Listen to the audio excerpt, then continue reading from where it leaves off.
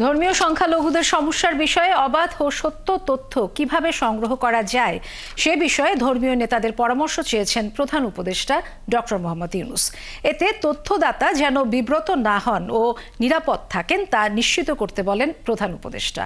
বিকেলে রাজধানীর foreign service একাডেমিতে ধর্মীয় নেতাদের সাথে বৈঠকে একথা বলেন প্রধান উপদেষ্টা।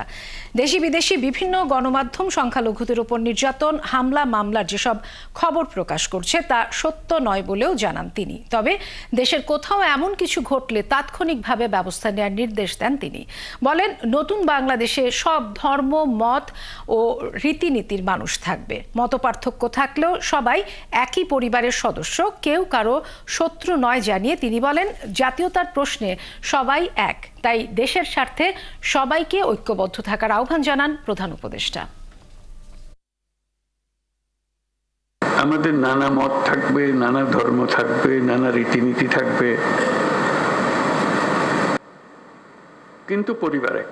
আমরা সবাই একই পরিবারের সদস্য, এটাতে জোর দিয়েছিলাম। আমাদের শত পার্থক্য সত্ত্বেও আমরা কারোর শত্রু নই, পরস্পরের শত্রু নই। আমরা এক জায়গাতে এক কাতারে ওইখানে চলে আসি যখন আমাদের জাতীয়তার প্রশ্ন আছে, আমাদের পরিচয়ের প্রশ্ন আছে। আমরা বাংলাদেশী,